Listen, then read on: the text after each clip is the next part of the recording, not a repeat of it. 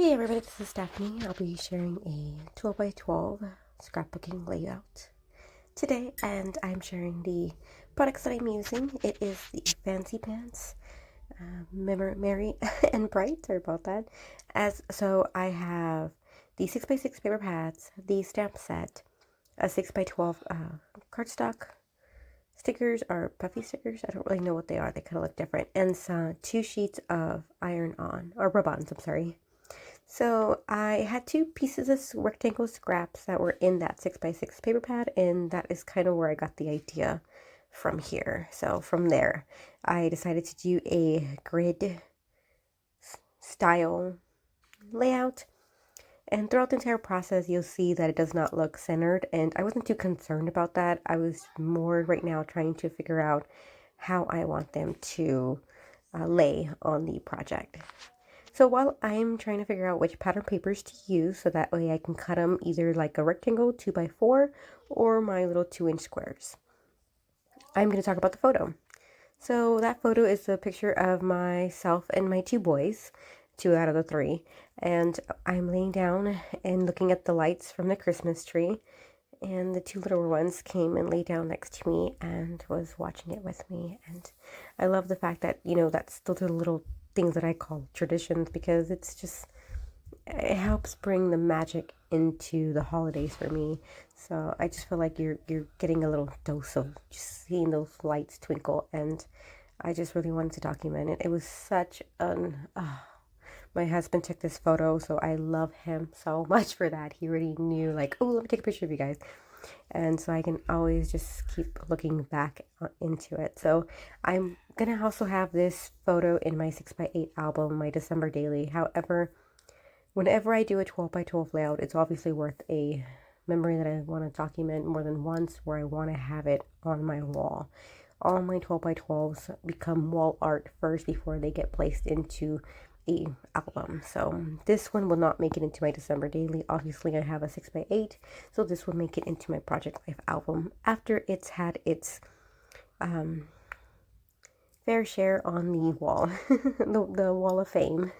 So I definitely like to have a system when I'm scrapbooking. So I know if I'm doing a 12 by 12 layout, it's going to fit within Project Life, but I do make sure that it's going to be able to be on the wall for a while to go with my decor. So definitely thinking, winter themed layouts, and then Valentine's Day themed layout, or even just memories that I really want to capture, and then I make sure it's according to the size of album that it will be going in. Well, that was a lot of to take in. I will be placing an update on this channel on what kind of projects that I like to tackle, especially for 2021. I have a ton on my list, so I will be placing that type of update and what to expect from this channel. So tune in for that coming this week, if not the following. Definitely around, for January of 2021. So I grabbed out all my pattern papers here. It's not aligned on the white cardstock that I chose. However, it will eventually make it there. So I knew right away that very bold pattern paper, the floral, that I was going to have my trio effect of the triangle effect. So I like the way that's coming so far.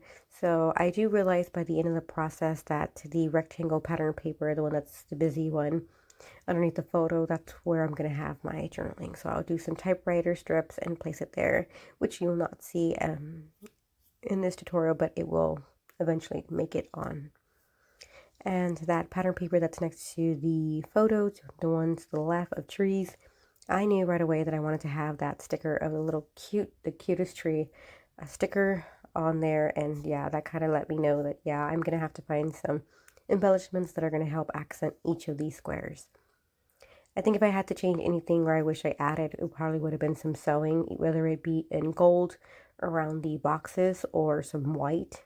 But after doing a layout, I'm not going to touch it any further. I don't want to mess it up. I'm not good with my sewing machine, so I didn't want to. It was fine the way it is. So I pulled out some of my embellishments that I made last year. So that snowflake with the circle and little joy as a stamp image. And I popped it up with some pop dots, and then I also had that little red square, and I gold embossed a font, or a sentiment, I'm sorry, and it says, "It's the most wonderful time of the year." That will be moved throughout, the layout, but it does stay on.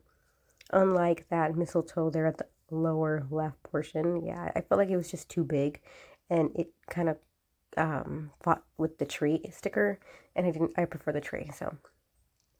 And again, that busier rectangle pattern paper that I'm going to be placing my journaling, I have 3 different stickers there. I thought that might work, but I just keep trying to pull in things, but I realized sticking to the collection that I have, I made it work, and I'm really glad that I did do that. So I got me to use most of the products all together. So this is how I do things. I try and use the product a couple of times, and then I let it, I place it into my Christmas stash to use with other things. But for the most part, I was able to use the rub-ons. Oh my God, those candles. The string of lights that is on that rectangle blue pattern paper on the top portion. Oh, I love them so, so much. Those are so stinking cute. I wish I had 100 of those. They're just so delicate and whimsical, and I would totally use them for all of my December layouts if I could. So I don't know if I mentioned it, but I got these products from Tuesday Morning quite a few years back, so I was happy to finally stop hoarding it and use it. And after the fact, I did remember having some washi tape within this collection, so I may pull it out maybe if I want to do some cards with the rest of this paper pad. I'm trying to see what else I can do. I want to knock it out rather than just kind of hoard it too much any further anyways. And for the title of my layout today is going to be that stamp image that I place under the string of lights, and it says Merry and Bright. I knew right away, the only thing I knew out of this layout was the title. I really wanted it to say Merry and Bright. I was bummed that I didn't find any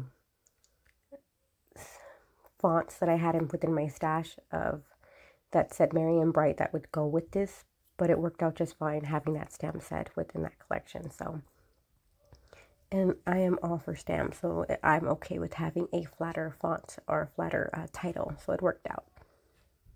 Now I just grabbed a ton of the rub-ons and I place them all over there, and yeah, so this completes the layout. I hope you got inspired, and as always, thanks for watching. Until next time, bye.